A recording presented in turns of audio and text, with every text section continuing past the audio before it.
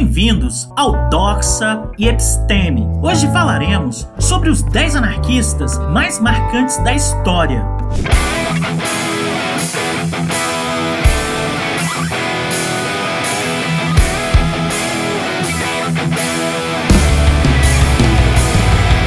De Bakunin a Max Stirner, o movimento anarquista possui correntes diferentes e até mesmo opostas. Mas o objetivo ainda é uma sociedade sem Estado e, sobretudo, sem desigualdades. É com certeza uma das mais radicais ideologias de esquerda. O anarquismo visa, principalmente, o fim de todo e qualquer tipo de dominação. São críticos ferrenhos do capitalismo e defendem e lutam pelo fim do Estado. Embora possuam muitas diferenças, uma coisa todos os anarquistas têm em comum: criar uma sociedade baseada na autogestão e na cooperação entre os seus integrantes. Para alcançá-la, porém, os teóricos do movimento discordam e concordam entre si, criando diferentes vertentes dentro da ideologia mais revolucionária do mundo. Conheça agora os principais nomes do anarquismo no mundo.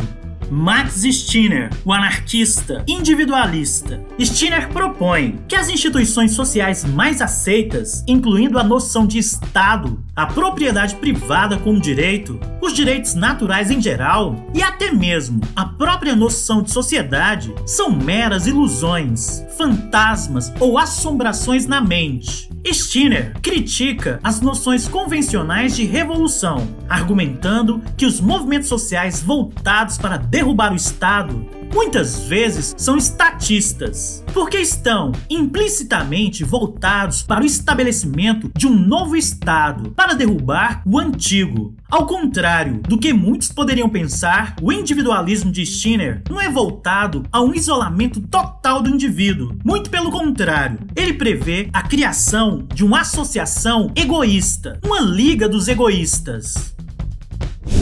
Buenaventura Durruti, anarco-sindicalismo. Esse importante sindicalista espanhol foi um dos principais líderes da esquerda durante a resistência contra Franco, na chamada Guerra Civil Espanhola, comandando milhares de homens numa colônia, que foi com certeza o maior agrupamento militar do período. Um exímio crítico às estruturas engessadas da esquerda e ao pistoleirismo patronal, que muitas vezes dominava as centrais sindicais na Espanha. Destaca-se na Confederação Nacional do Trabalho, de caráter profundamente anarquista. Seu papel operacional ganhou destaque na formação de militantes anarquistas, que colaboraram com os republicanos no combate ao fascismo. Nunca escreveu nenhum tratado sobre o anarquismo. Não teve muito tempo para se dedicar a uma teoria, mas a sua atuação e o seu legado são reconhecidos por todos os grandes anarquistas. José Oiticica, o anarquista do Brasil. Mais conhecido como um profissional das letras do que um teórico anarquista, Oiticica, 1882 a 1957, entrou para a história do Brasil por sua atuação em São Paulo, em nome da melhoria da vida dos trabalhadores e também da criação de uma comunidade autônoma e igualitária. Deixou sua marca durante a Greve Geral de 1918, inspirado na Revolução Russa. Além disso, foi jornalista, dramaturgo e poeta, criando e mantendo vínculos que difundiram arte e discussões políticas do anarquismo. Oiticica também tem relevância na história da educação, pois foi um dos principais nomes da organização das escolas anarquistas do ABC, em que uniu as necessidades populares dos operários a quem ensinava com os princípios de sociabilidade anticapitalista, desenvolvendo um projeto de ensino de alfabetização verdadeiramente revolucionário. Nestor Makhno, plataformismo.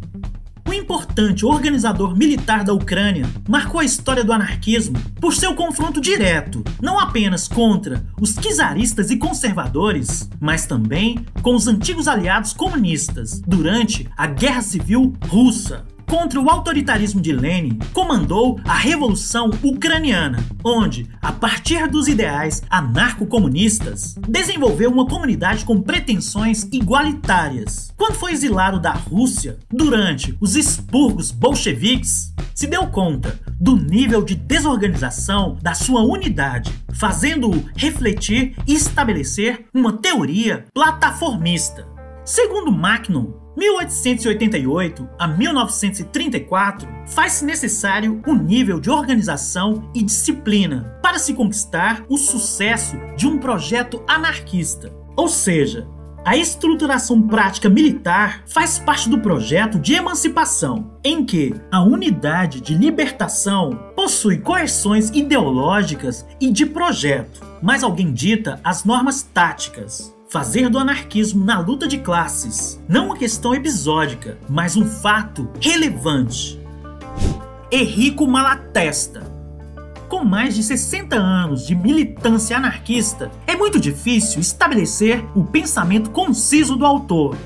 Malatesta era essencialmente pragmático. Não tinha o objetivo de ser um teórico da política. Ele foi um importante agente político em favor de greves e insurgências na Itália. Defensor da noção pura do anarquismo. Ele defendia não só o fim do Estado, mas o fim de todo e qualquer tipo de governo e também de qualquer forma de ordem padronizada. A sociedade anarquista seria baseada na ação voluntária, negando as correntes hiperracionalistas e futuristas do anarquismo. Malatesta defendia que era impossível se fundamentar uma sociedade sem moral e que ela não deveria ser um alvo em si dos anarquistas. Ou seja, mais do que querer um mundo sem moral, era necessário combater a moral burguesa e fundamentar uma comunidade em que todos seriam legitimados pela cooperação interna dela. Emma Goldman, anarco-feminismo. Nascida na Lituânia, Goldman, 1869 a 1940, foi uma importante formadora de movimentos trabalhistas na América do Norte e também uma das mais relevantes feministas, que conseguiu unir com maestria feminismo e anarquismo. Escreveu sobre temas diversos, como o capitalismo, as prisões, liberdade de expressão, aborto, contracepção, militarismo, casamento, amor livre, educação e homossexualidade. Sempre prevenida, carregava consigo um livro, sabendo que a qualquer momento havia a possibilidade de que ela fosse presa, e assim teria um bom livro para ler atrás das grades. Não há dúvidas que foi uma das pioneiras da luta pela emancipação das mulheres nos Estados Unidos e também no Canadá.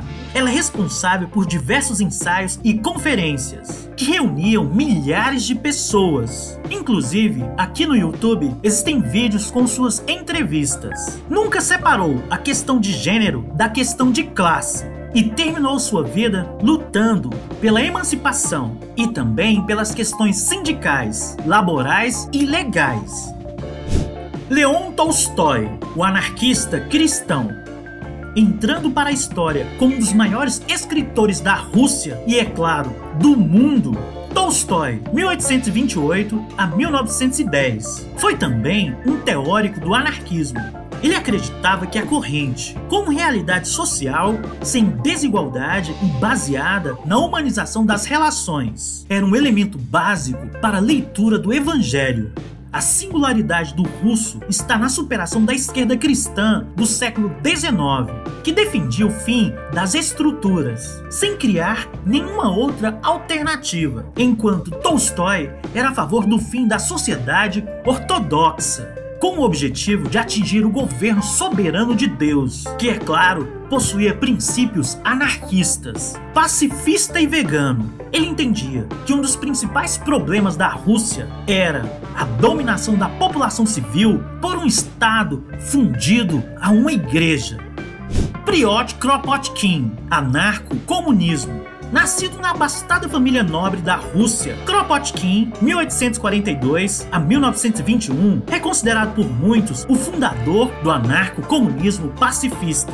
Geógrafo, tinha uma visão racionalista e organizada do anarquismo, que repudiava com todas todas as suas forças a ideia da violência. De tendências mutualistas, o anarquista russo abominava a violência e acreditava num mundo sem desigualdades, baseado na dissolução do Estado e na cooperação voluntária e mútua entre os homens livres, onde o salário não seria relevante e as ações sociais se pautariam exclusivamente pelas necessidades populares. Mikhail Bakunin é com certeza um dos maiores nomes do anarquismo. O revolucionário russo tinha como princípio norteador a noção de liberdade, onde os militantes de esquerda deveriam lutar sem cair na armadilha de se tornarem os seus próprios tiranos. Assim, teve uma forte desavença com Marx, que foi durante algum tempo um grande amigo pessoal. Logo, se converteu no mais duro e sagaz crítico ao autoritarismo da proposta socialista, a chamada ditadura do proletariado. A sua principal contribuição foi a conceitualização de coletividade, que é vista por ele como um elemento essencial da liberdade. Bakunin propõe uma análise dialética e agressiva com o objetivo de destruir o Estado. Pierre Joseph Proudhon: aquele que puser as mãos sobre mim para me governar é um usurpador, um tirano, e eu declaro meu inimigo. Foi o primeiro a referir-se a si próprio como um anarquista. Em O que é a Propriedade, publicado em 1840, ele definiu a anarquia como sendo a ausência de um mestre, de um soberano. E em A Ideia Geral da Revolução, 1851, ele argumentou em favor de uma sociedade sem autoridade. Proudhon ampliou a sua análise para além das instituições políticas, argumentando em O que é a Propriedade, que o proprietário é sinônimo de soberano. Para Proudhon, o capital no campo político é análogo ao governo. A ideia econômica do capitalismo, as políticas de governo ou de autoridade e as ideias teológicas da igreja são três ideias idênticas, gêmeas, inseparáveis e de várias formas vinculadas. Atacar uma delas é o equivalente a atacar todas elas. O que o capital faz ao trabalho é o que o Estado faz à liberdade e também o que a igreja faz ao nosso espírito. Esta trindade do absoluto é tão perniciosa que na prática ou na filosofia se estabelece como um meio efetivo de oprimir os povos e simultaneamente escravizá-los. Escravizam assim o seu corpo, a sua vontade e a sua razão. Proudhon escreveu diversos textos sobre a propriedade privada, chegando à famosa frase: a propriedade é um roubo. Oi, caso você tenha gostado do vídeo, dê um like, assine e compartilhe com os amigos. Todo comentário é bem-vindo. Forte abraço e vitória sempre!